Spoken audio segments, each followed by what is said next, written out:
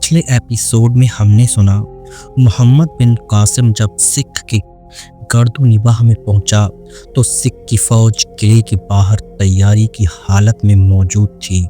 मोहम्मद बिन कासिम ने अपने लश्कर को दूर ही रोक लिया।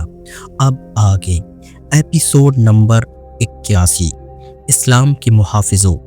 मोहम्मद बिन कासिम ने अपने लश्कर से खिताब किया, दुश्मन हमारा रास्ता रोक कर खड़ा है। उसने शहर को अपनी पीठ के पीछे रखा हुआ है। हम शहर का मुहासरा नहीं कर सकेंगे। यहाँ भी हमें इस कंद वाली लड़ाई लड़नी पड़ेगी। याद रखो, दुश्मन के पास किला है जो पसपाई की सूरत में उसे पनाह में ले लेगा, मगर हमारे लिए कोई पनाह नहीं। हमारी पनाह खुला आसमान है। हमारे इर्द गिर्द दीवारें नहीं और ऊपर छत भी नहीं। हमारे सरों पर अल्लाह का हाथ है। इससे ज़्यादा महफूज और मजबूत कोई पनाह नहीं। ये हमारा ईमान है। ये दिल में बिठा लो कि हम पसपा हुए तो इस मुल्क में हमारा कोई ठिकाना और कोई पनाह नहीं। साहिल बहुत दूर है, वहाँ तक हमें कोई जिंदा नहीं पहुँचने देगा। हमारा वतन बहुत दूर है। अब यही हमारा वतन है। यहाँ हमने मस्जिदें बनाई हैं। यहाँ के बहुत से लोगों ने हमारा मजहब कबूल कर लिया है। इस ज़मीन में हमारे शहीदों का खून जज्ब हो चुका है। ये ज़मीन अब हमारे लिए मुक़द्दस हो गई है। अगर अब हमने पीठ दिखाई तो हम ज़िल्लत की मौत मरेंगे और अगले जहान में हमारा ठिकाना जहन्नम होगा। मैं जानता हूँ तुम थक कर चूर हो चुके हो, तुम्हारे जिस्म टूट फूट चुके हैं, फिर भी तुम कुफ्र के किलों को रौंदते चले जा रहे हो। ये रूहानी ताकत है। तुम अब जिस्म नहीं रूहें हो और अल्लाह तबारक व तआला तुम्हारे साथ है। तुम अल्लाह का नूर बिखेरते जा रहे हो। तुम खुश नसीब हो कि अल्लाह ने ये फ़र्ज तुम्हें सौंपा है। दिल में अल्लाह का नाम रखो। अल्लाह तुम्हें फतह व नसरत से नवाजेगा। मुजाहिदीन के इस लश्कर की तादाद कम रह गई थी।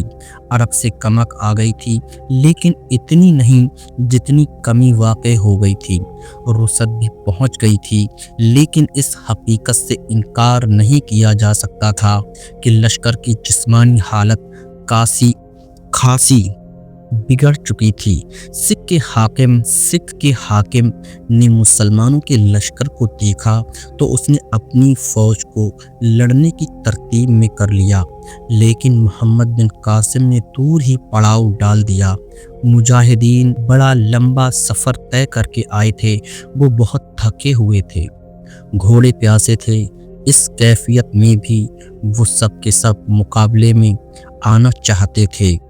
रात को पड़ाव के इर्द गिर्द कश्ती पहरा लगा दिया गया और मुजाहिदीन रात को तिलावत कुरान करते और नवाफिल पढ़ते रहे। हिजाज बिन यूसुफ मोहम्मद बिन कासिम को हिदायत और अहकाम भेजता रहा। वो ज़्यादा ज़ोर याद इलाही पर देता था। मोहम्मद बिन कासिम ने उसे अपने हालात से बाखबर रखा हुआ था। दूसरे दिन का सूरज तुलू हुआ तो मुसलमान जंगी तरतीब में सिख की फ़ौज के सामने खड़े थे। मोहम्मद बिन कासिम ने इस्लामी फ़न हरब व ज़रब के मुताबिक दरमियान के दस्तों को आगे बढ़ाया। उधर से भी दरमियान के दस्ते आगे आए और खूंरेज़ तसादुम शुरू हो गया। हिदायत के मुताबिक लड़ने वाले दस्तों को उनके सालार ने पीछे हटाना शुरू कर दिया। मोहम्मद बिन कासिम ने दाएं बाएं के दस्तों को पहलुओं की तरफ फैलाकर दुश्मन के पहलुओं पर हमला करने का हुक्म दिया, लेकिन दुश्मन के पहलुओं के दस्ते चौकस थे। वो दिफाई पोजीशन में आ गए, इसलिए मोहम्मद बिन कासिम की ये चाल कारगर न हुई। शाम से कुछ देर पहले सिख के हाकिम ने अपनी फ़ौज को किले में वापस बुला लिया। मोहम्मद बिन कासिम ने किले का मुहासिरा न किया, उसकी बजाय ये एहतमाम किया कि किले की दूसरी अतराफ कुछ सवार नफरी भेज दी, जिनके ज़िम्मे ये काम था कि किसी को किले से निकलकर कहीं जाने न दें, न किसी बाहर से आने वाले को किले में जाने दें। मकसद ये था कि बाहर की दुनिया से किले का राब्ता तोड़ दिया जाए। محمد بن قاسم نے رات کو اپنے سالاروں کو بلا کر بتایا کہ وہ لڑتے لڑتے پیچھے ہٹتے آئیں تاکہ دشمن قلعے سے دور آ جائے۔ یہ کوشش تو کی گئی تھی جو کامیاب نہیں ہوئی تھی، لیکن اس چال کو کامیاب بنانا تھا۔ خطرہ یہ تھا کہ قلعے کی فوج کے پیچھے قلعہ تھا۔ مسلمان پہلوؤں اور حکم میں جانے کی کوشش کرتے تھے تو دیوار کے اوپر برچیاں اور تیر آتے تھے۔ 4-5 دن اسی قسم کی جنگ جاری رہی۔ قلعے سے دستے نکلتے، لڑائی ہوتی اور قلعے کے دستے واپس قلعے میں چلے جاتے۔ ان کا نقصان تو بہت ہو رہا تھا، لیکن مسلمان بھی نقصان اٹھا رہے تھے۔ دشمن کے جوش و خروش میں ذرا سی بھی کمی نہیں آ رہی تھی۔ محمد بن قاسم نے اپنے سالاروں سے کہا کہ وہ مجاہدین کو روک روک کر لڑیں، آگے بڑھ کر ٹکر لیں اور پیچھے ہٹیں۔ مجاہدین سے کہیں کہ وہ اپنے آپ کو تھکائیں نہیں، تیروں اور پھینکنے والی برچھیوں کا استعمال زیادہ کریں، پہلوؤں کے دستوں کو پھیلا کر دشمن کو زیادہ سے زیادہ متحرک کرنے کی ترکیبیں کریں تاکہ اسے لڑنے کا موقع کم ملے اور اسے تھکان زیادہ ہو۔ یہ ایک خاص طریقہ جنگ تھا جس میں مسلمان سالار اور سپاہی مہارت رکھتے تھے۔ وہ جم کر نہیں لڑتے تھے، ہلہ بول کر ادھر ادھر ہو جاتے تھے۔ دستوں کو چھوٹے حبشیوں میں تقسیم کر دیا گیا اور حبشی باری باری آگے جاتے اور ہلہ بولتے تھے۔ اس طرح اپنا نقصان کم اور دشمن کا زیادہ ہوتا تھا۔ یہ طریقہ جنگ 3-4 دن آزمایا گیا۔ دستوں کو چھوٹے چھوٹے جیشوں میں تقسیم کر دیا گیا اور جیش باری باری آگے جاتے اور ہلہ بولتے تھے۔ اس طرح اپنا نقصان کم اور دشمن کا نقصان زیادہ ہوتا تھا۔ یہ طریقہ جنگ میں 3-4 دن آزمایا گیا۔ قلعے کی فوج کا نقصان خاصا ہوا، لیکن اس میں لڑنے کا جذبہ کم نہیں ہوا تھا۔ محمد بن قاسم نے ایک طریقہ یہ بھی آزمایا کہ قلعے کے ایک طرف لڑائی جاری رکھی اور کچھ نفری دوسری طرف بھیج کر ادھر کے دروازوں تک پہنچنے کی کوشش کی۔ ادھر دروازے تھے، ان کے اوپر دیوار پر تیروں کی بوچھاریں مرکوز کی گئیں تاکہ اوپر سے کوئی تیر یا برچھی نہ آئے، لیکن اوپر والے آدمی جانوں کی قربانیاں دے رہے تھے اور تیر کھا کر بھی نیچے گر رہے تھے۔ انہوں نے مجاہدین کو دروازوں تک نہ پہنچنے دیا۔ محمد بن قاسم کو شعبان ثقفی نے بتایا کہ دیوار پر جتنے بھی آدمی ہیں وہ سب شہر کے لوگ ہیں اور فوج باہر آ کر لڑنے کے لیے تیار ہے۔ قلعے کے جو دستے لڑنے کے لیے باہر آتے تھے وہ اپنے زخمیوں کو باہر ہی چھوڑ کر قلعے میں چلے جاتے تھے۔ لاشوں اور زخمیوں کو دیکھ کر پتہ چلتا رہتا تھا کہ قلعے کی فوج کا کتنا نقصان ہوا ہے۔ مسلمان قلعے کی فوج کے کسی بھی زخمی کو نہیں اٹھاتے تھے، انہیں مرنے کے لیے وہیں پڑا رہنے دیا جاتا تھا۔ شعبان ثقفی 2-4 زخمیوں کو ہر روز اٹھواتا، ان کی مرہم پٹی کرواتا اور انہیں کھلا پلا کر ان سے قلعے کے اندر کے حالات پوچھتا تھا۔ زخمی اپنی جانیں بچانے کے لیے سب کچھ بتا دیتے تھے۔ زخمیوں نے بتایا تھا کہ دیوار پر شہر کے آدمی ہیں جو تیر اور برچھیاں پھینکتے ہیں۔ انہوں نے یہ بھی بتایا کہ انہوں نے مندر میں حلف اٹھایا ہے کہ ان میں اگر صرف ایک آدمی زندہ رہ گیا تو وہ بھی لڑتا ہوا مارا جائے گا، بھاگے گا نہیں۔ کچھ دنوں کی لڑائی کے بعد جن 2-3 نئے زخمیوں کو اٹھا کر لایا گیا، انہوں نے بتایا کہ فوج کی نفری تیزی سے کم ہو رہی ہے اور رسد اور خوراک بھی کم رہ گئی ہے۔ رسد ملتان سے ہی آ سکتی تھی، لیکن قلعے کے باہر مجاہدین کی حکمرانی تھی، ان کی موجودگی میں باہر سے کوئی چیز قلعے تک نہیں پہنچ سکتی تھی۔ محمد بن قاسم نے شہر کے لوگوں کو مخاطب کر کے اعلان کرائے کہ وہ اپنی فوج کا ساتھ چھوڑ دیں، ورنہ انہیں بڑی خوفناک قیمت ادا کرنی پڑے گی۔ اعلان میں یہ بھی کہا گیا کہ قلعے کی فوج کا نقصان دیکھو، یہ فوج زیادہ دن نہیں لڑ سکے گی اور آخر قلعہ ہم نے لے لینا ہے۔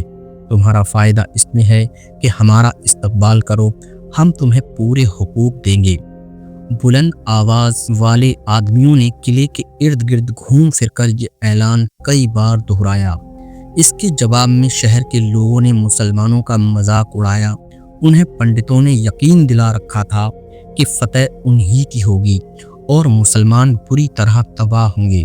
وہ اعلان سن کر کہے لگاتے اور اسلام کو بھی برا بھلا کہتے تھے۔ مسلمانوں، قلعے کی دیوار سے ایک آواز آئی، ہم نے مندر میں کھڑے ہو کر قسم کھائی ہے کہ تمہیں تباہ کریں گے یا خود تباہ ہو جائیں گے۔ یہ آواز محمد بن قاسم کے کانوں تک پہنچ گئی۔ اس وقت تک مسلمانوں کے 3 سالار اور 17 بہترین عہدیدار جو بہترین کمانڈر تھے شہید ہو چکے تھے۔ محمد بن قاسم کسی ہندو کی اس للکار پر بھڑک اٹھا، پہلے ہی اپنے اتنے قابل اور دلیر سالاروں اور عہدیداروں کی شہادت کی وجہ سے غم و غصے سے بھرا ہوا تھا۔ خدا کی قسم، محمد بن قاسم نے کہا، میں اس شہر کا نام و نشان مٹا دوں گا۔ اس کے بعد محمد بن قاسم نے اپنے اوپر نیند حرام کر دی۔ 17 دن لڑائی جاری رہی۔ 18ویں صبح قلعے کے دروازے کھلے اور فوج باہر نکلی۔ یہ خاص طور پر نظر آیا کہ اس فوج میں پہلے والا جوش و خروش نہیں تھا۔ ایک مسلمان دستہ آگے بڑھا تو قلعے کی فوج کے پچھلی صف کے آدمی قلعے کے اندر بھاگ گئے۔ محمد بن قاسم نے بھانپ لیا کہ دشمن میں کوئی نہ کوئی کمزوری پیدا ہو گئی ہے۔